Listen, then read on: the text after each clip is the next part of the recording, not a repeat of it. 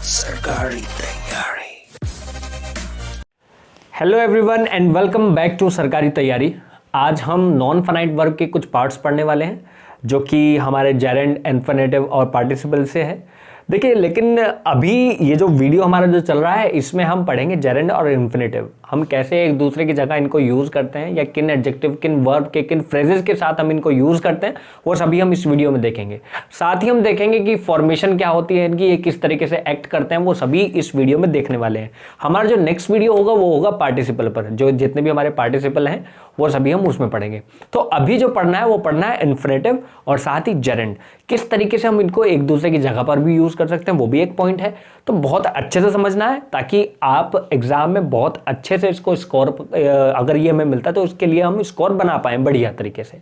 Exam को clear करने के लिए हमें कुछ छोटे छोटे पॉइंट्स चाहिए होते हैं जो कि हमारे रोज के हमें यहाँ से, हमारे चैनल से मिलते हैं। तो लगे रहिए, साथ जुड़े रहिए। अगर वीडियो पसंद आता है तो सब्सक्राइब साथ साथ करते रहें। वीडियो में चलते हुए लास्ट साइड में एक आइकन आता है सब्सक्राइब का, तो प्लीज़ सब्सक्राइब जरूर कर लें और साथ ही बेल आइकन को जरूर दबा लें। तो इन्फिनेटिव को देखते हैं, इन्फिनेटिव क्या कहता है। इन्फिनेटिव की जो फॉर्मेशन होती है वो टू के साथ वर्ब की फर्स्ट फॉर्म, मतलब वो इस वर्ब के फर्स्ट फॉर्म को हम बेस वर्ब, बेस फॉर्म भी कहते हैं, किसकी, वर्ब की। ठीक है, ये हमारा क्या होता है, इन्फिनेटिव होता है।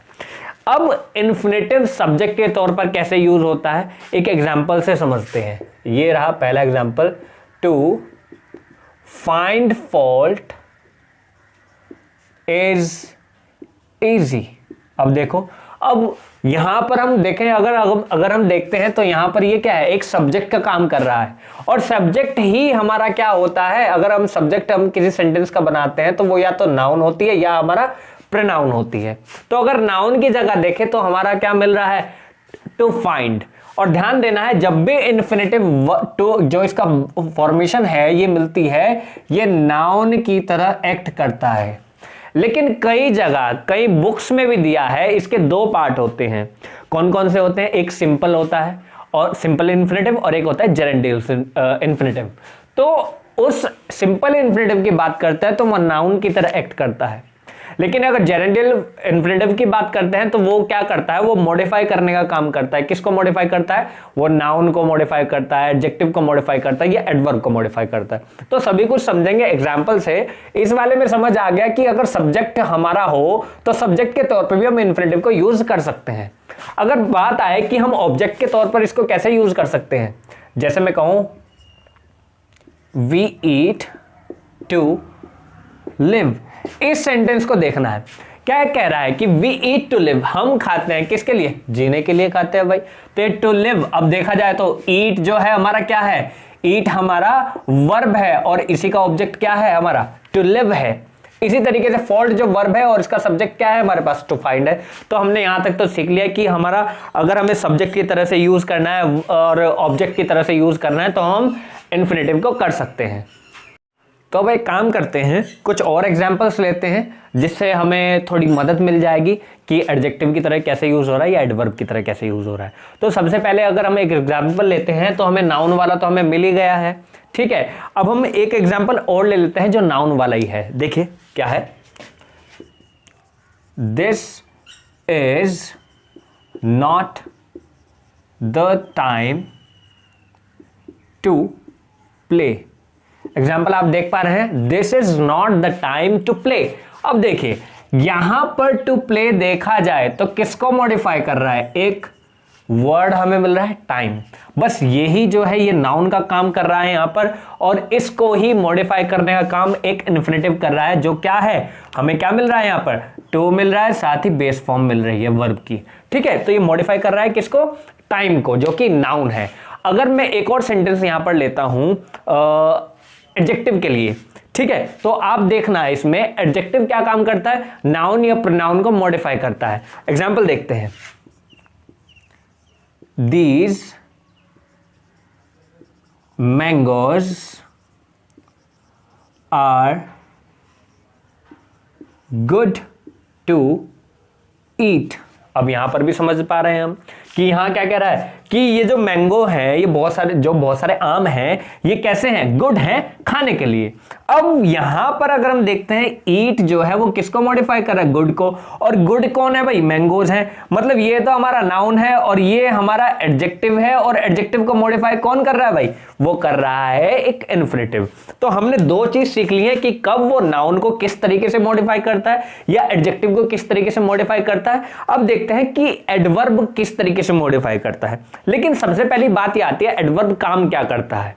एडवर्ब काम करता है बिल्कुल एडजेक्टिव की तरह। एडजेक्टिव का काम है नाउन या प्रोनाउन को मॉडिफाई करना, लेकिन एडवर्ब का काम है वो नाउन या प्रोनाउन को नहीं छेड़ता है। वो क्या करता है कि वो एडजेक्टिव को, वर्ब को या खुद अपने जैसे एक एडवर्ब को मॉडिफाई करने का काम करता है। तो सेंटेंस देखते हैं, we are ready to play. बहुत आसान सेंटेंस है, बहुत आसानी से समझ में आ जाएगा। देखो क्या कह रहा है, वी आर रेडी, हम तैयार हैं। तो ये क्या काम कर रहा है, रेडी है ना, तो रेडी को मॉडिफाई करने का काम क्या कर रहा है, इन्फिनेटिव काम कर रहा है। इन्फिनेटिव किसको मॉडिफाई कर रहा है, रेडी को। तो यहां पर हमें पता चल गया कि ये एडवर्ब का भी काम कर सकता है। अब ये तो थी बात इन्फिनेटिव की कि किस तरीके से नाउन को या एडजेक्टिव को या एडवर्ब को मॉडिफाई करता है। कोई स्क्रीनशॉट लेना चाहता है तो ले सकता है। उसके बाद हम देखते हैं और क्या कंडीशंस बनती हैं इन्फिनेटिव के साथ, फिर हम जेरेंड को भी देखेंगे किस तरीके से करना है। चलिए अब मैं इसको हटा देता हूं, इरेज कर देता हूं, और अब देखते हैं हम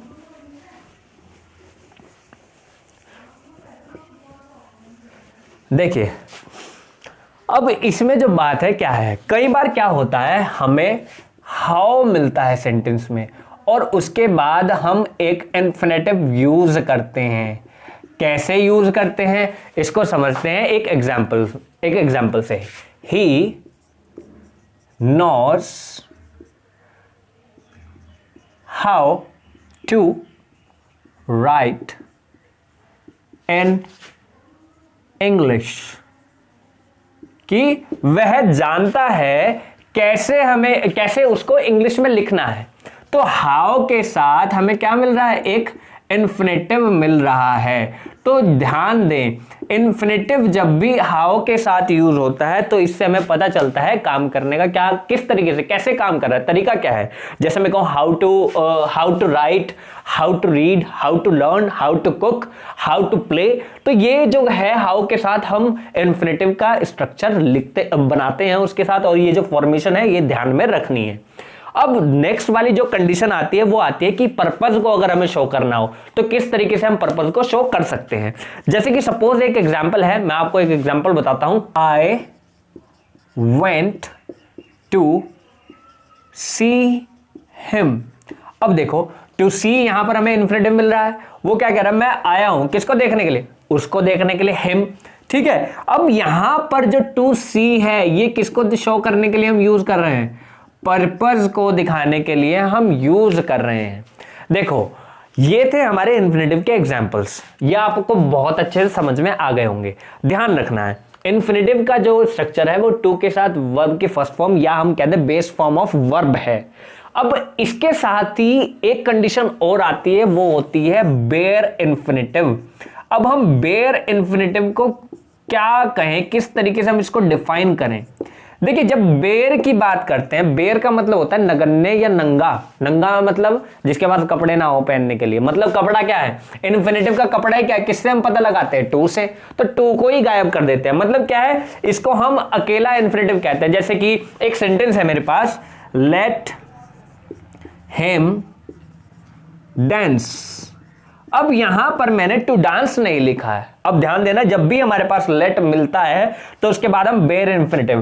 देखो अंग्रेजों ने बात बनाई है काफी सारी, हम हमेशा उन्हीं के रूल्स फॉलो करते हैं, वही बेयर इन्फिनेटिव बताते हैं जो हमारी वर्ब की फर्स्ट फॉर्म है। तो इसमें कुछ भी अलग नहीं है। वो कहता है कि लेट हमें मिल जाए या कुछ और वर्ब जैसे कि हमें हेट मिल जाए, मेक मिल जाए, इनके साथ हम बेयर इन्फिनेटिव ही यूज करते हैं। मतलब ऐसा इन्फिनेटिव, मतलब इन्फिनेटिव का स्ट्रक्चर क्या है, टू के साथ बेस फॉर्म ऑफ वर्ब। तो यहां पर टू ना हो तो यही हमारा बेयर इन्फिनेटिव कहलाता है, जैसे कि इस सेंटेंस में हम देख पा रहे हैं। ठीक है, अब बात करते हैं जेरेंड की। देखो जी, जेरेंड जो है, अभी हमने क्या देखा है कि जेरेंड किस तरीके से काम करता है, वो नाउन की तरह काम करता है। लेकिन जब बात करते, सॉरी, इन्फिनेटिव की जो बात करते हैं वो नाउन की तरह काम करता है, वो एडवर्ब को, एडजेक्टिव को मॉडिफाई करने का भी काम करता है। लेकिन जेरेंड जो है, सबसे पहली बात तो उसकी फॉर्मेशन देख लेते हैं, वो है वर्ब के फोर्थ फॉर्म, वर्ब की फोर्थ। तो यहां पर फोर्थ फॉर्म जो होती है वो वर्ब की फर्स्ट फॉर्म प्लस आईएनजी होती है, यही हमारा क्या कहलाता है, जेरेंड कहलाता है। लेकिन जेरेंड का जो काम है वो है कि वो नाउन की तरह एक्ट करता है। किसकी तरह एक्ट करता है भाई, नाउन की तरह एक्ट करता है। जैसे कि एक एग्जांपल है, swimming is good for health. या एक और एग्जांपल देखते हैं, smoking is not good for health. अब देखो दोनों एग्जाम्पल हमारे पास है और दोनों ही में ही क्या बता रहा है कि हेल्थ के बारे में बात हो रही है। ठीक है, सभी देखिए यहां पर, तो यहां पर जैसे कि दोनों एग्जाम्पल देख पा रहे हैं, swimming is not good for health. अब यहां पर ये क्या है, जेरेंड है, ये किसका काम कर रहा है, नाउन की तरह। जैसे कि मैं कहूं, अगर मैं यहां पर मैं इसको हटा दूं, या मैं एक और सेंटेंस लिखता हूं, ये लिखा है मेरे पास कि ताकि मैं आपको यहां पर दिखा सकूं नाउन और प्रोनाउन की तरह हम कैसे यूज करते हैं। जैसे मैं कहूं, Ram is a good boy, तो देखो वही गुड वाला काम है यहां पर। एडजेक्टिव क्या है, गुड, राम के लिए राम का एडजेक्टिव भी तो है गुड। इसी तरह स्विमिंग का जो एडजेक्टिव है वो क्या है, गुड है। तो यहीं पर हम समझ रहे हैं, तो राम की जगह हम जो यूज कर रहे हैं स्विमिंग को, तो मतलब क्या है, स्विमिंग नाउन की तरह। हम इसको कंपेयर करके देख रहे हैं, तो ये भी नाउन है और ये भी नाउन है, तो नाउन की जगह हम क्या लिखते हैं, स्विमिंग को लिख रहे हैं। तो यहां पर जेरेंड का काम ये है। अब ये समझने से पहले मैं आपको एक पॉइंट समझाता हूं। देखो, जेरेंड की जो फोर्थ फॉर्म है वो दो तरीके से यूज होती है। कैसे यूज होती है, पहला फाइनाइट वर्ब की तरह, या हम फाइनाइट वर्ब कहते हैं इसको, और दूसरा जो होता है वो होता है नॉन फाइनाइट वर्ब की तरह। समझ रहे हो, बहुत ज्यादा इंपॉर्टेंट है, समझना जरा इस बात को। अब नॉन फाइनाइट वर्ब की तरह यूज हो रहा है।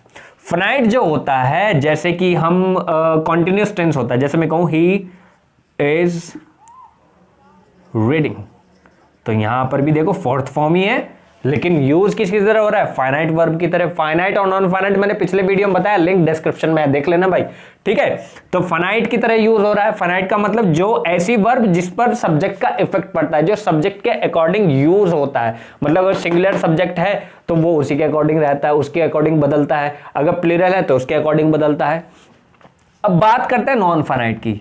नॉन फाइनाइट वर्ब जो होती है वो दो तरीके की होती है। कैसे होती है भाई, देखते हैं उसको भी।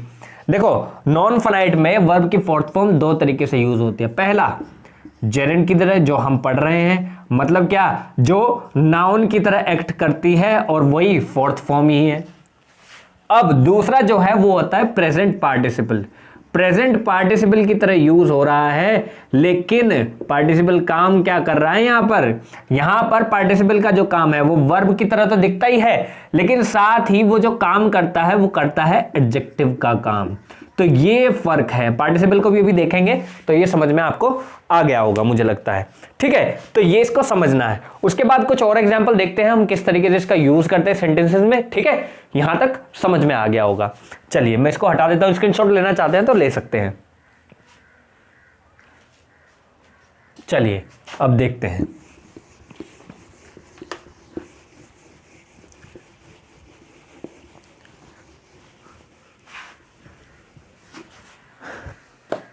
देखो, ये तो समझ में आ ही गया होगा।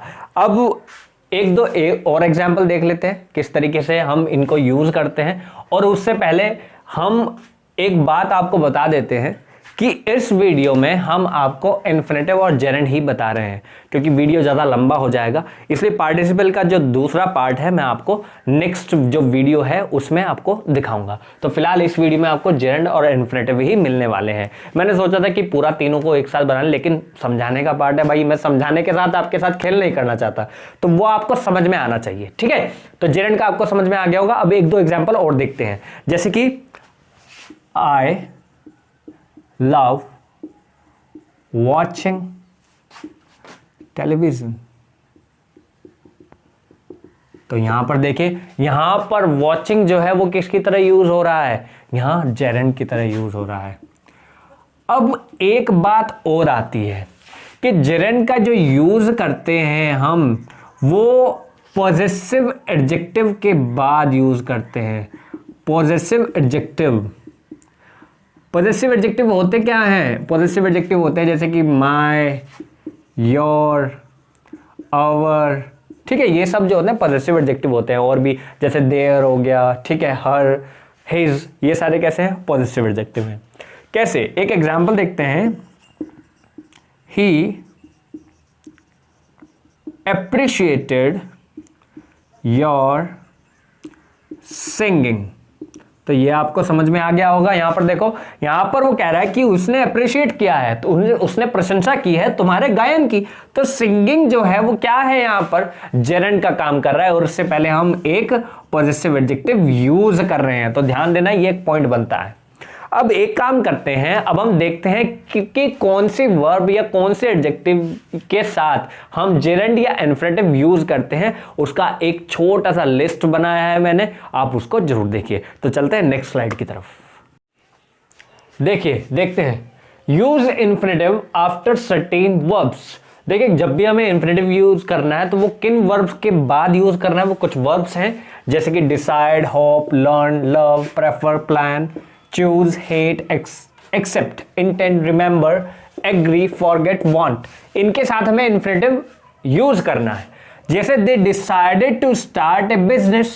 अब डिसाइड है, क्या डिसाइडेड होगा, decided to start a business. उन्होंने डिसाइड कर लिया कि स्टार्ट करने के लिए, क्या, एक बिजनेस स्टार्ट करने के लिए।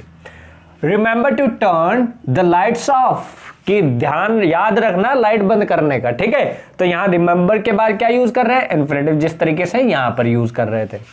अगला है we agreed to meet at the cinema, कि हम राजी हो गए कहां पर मिलने के लिए, हम सिनेमा पर मिलने के लिए। यहां पर भी इन्फिनेटिव यूज है। तो ध्यान रखना है इन वर्ब्स का जिनके बाद हम इन्फिनेटिव यूज करते हैं। अब कुछ एडजेक्टिव्स की बात करते हैं। Use infinitive after certain adjectives. इन एडजेक्टिव्स के बाद भी हम क्या यूज करते हैं, इन्फिनेटिव यूज करते हैं। देखिए, राजेश वॉज सरप्राइज्ड टू सी मी। देखिए, इनको हम वर्ब की तरह तो यूज करते ही हैं, एडजेक्टिव की तरह भी यूज करते हैं, तो मिक्स है ये सभी के सभी, आप ध्यान से कर लें इसको, ठीक है। तो यहां पर भी क्या है, यूज हमारा इन्फिनेटिव। नेक्स्ट है I am really tired, I am ready to go to the bed. देखो यहां पर क्या कह रहा है कि मैं बिल्कुल थक गया हूं और मैं तैयार हूं बेड पर जाने के लिए। तो रेडी के बाद हम क्या यूज कर रहे हैं, टू गो, जो कि इन्फिनेटिव स्ट्रक्चर है।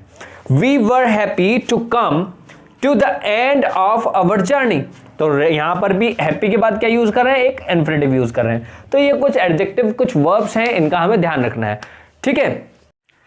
तो अब देखते हैं किनके साथ हम जेरेंड यूज करते हैं। देखिए, कुछ फ्रेजेस हैं, कुछ वर्ब्स हैं जिनके एकदम बाद डायरेक्ट जेरेंड हम यूज करते हैं, उनके बाद एकदम जेरेंड यूज करना है। क्या है, avoid, mind, detest, can't bear, enjoy, stop, start, postpone, defer, worth, consider, finish, hate, like, love, regret, imagine, it is no use, excuse और पार्डन, ठीक है। तो ये सारी जो कुछ वर्ब्स हैं, कुछ फ्रेजेस हैं, इनके एकदम बाद जेरेंड यूज करना है। पहला एग्जांपल देखते हैं, शी एंजॉयड राइडिंग। एग्जाम में कैसे मिल सकता है, टू राइड, जो कि पूरी तरीके से गलत है। एग्जाम में इसी तरीके से आता है, तो वहां पर क्या करना है, राइडिंग।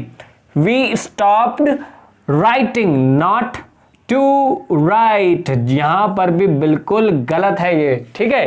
नेक्स्ट देखते हैं example, you should avoid to, अरे टू नहीं आएगा यहां पर, यहां क्या आएगा, you should avoid spending extra money. देखिए यहां स्पेंडिंग की जगह क्या देता है वो, टू स्पेंड। तो यहां पर गलती हमें मिलती है, टू स्पेंड, मतलब इन्फिनेटिव यहां पर यूज नहीं करना है। तो ये कुछ फ्रेजेस हैं, कुछ सर्टेन वर्ब्स हैं, इनको ध्यान में रखना है। आप स्क्रीनशॉट लेना चाहते हैं तो ले सकते हैं, और उसके बाद हम इन 2 पॉइंट्स पर बात करेंगे। चलिए देखते हैं। ये कहता है कि कहीं कहीं हम जब इन्फिनेटिव को जेरेंड की जगह रिप्लेस करते हैं तो क्या उसमें इफेक्ट हमें दिखता है, क्या उसमें प्रभाव पड़ता है, क्या उसमें हमें अलग अलग क्या क्या कंडीशंस बनती हैं वो हमें देखना है। दो सेंटेंस है, I like to swim today और आई लाइक स्विमिंग। देखो जब भी यहां पर बात हो रही है आई लाइक स्विमिंग, यहां पर यहां हैबिट की तरह से बात हो रही है, मतलब क्या कह रहा है वो हैबिचुअल ये सेंटेंस है, वो हैबिट की तरह यहां पर यूज हो रहा है। लेकिन जब यहां पर हम इन्फिनेटिव यूज करते हैं, ठीक है, तो ये हमें एक पर्टिकुलर टाइम को, एक पर्टिकुलर पीरियड को बताता है, एक टाइम को बताता है कि वहां पर उसे उस दिन आदत, मतलब देखो यहां पर क्या यूज है, टुडे, मतलब आज मन कर रहा है, आज पसंद है मुझे, आज करना है मुझे, और यहां पर क्या कह रहा है मुझे पसंद है भाई स्विमिंग करना, तो ये हैबिचुअल है और ये पर्टिकुलर टाइम की बात करता है। तो इसी तरीके से हम कहीं भी अगर जेरेंड को इन्फिनेटिव से हम वहां से हटाते हैं तो पर्टिकुलर टाइम और हैबिचुअल जो सेंटेंसेस होते हैं उनका एक हमें देखने को मिलता है कि उनमें ये फर्क है, ठीक है। तो ये थे हमारे कुछ जेरेंड के, कुछ इन्फिनेटिव के एग्जांपल्स, बहुत सारे हमने एग्जांपल से हमने सीखा है। अगर आपको ये वीडियो पसंद आया तो चैनल को सब्सक्राइब जरूर करें और साथ ही साथ पूरे देश में लगा दो भाई आग, ठीक है, सब जगह भेज दो इसको, क्योंकि जो लोग घर पर बैठे हैं, जिनके पास ट्यूशंस नहीं है, जिनके पास कोचिंग नहीं है, वो इस वीडियो को देखें, वो यहां से गेन करें और अपने एग्जाम को बहुत अच्छे से क्लियर कर पाएं। तो चलिए मिलते हैं नेक्स्ट वीडियो में, और नेक्स्ट वीडियो ध्यान रहे पार्टिसिपेल है हमारा, ठीक है। चलो मिलते हैं नेक्स्ट वीडियो में।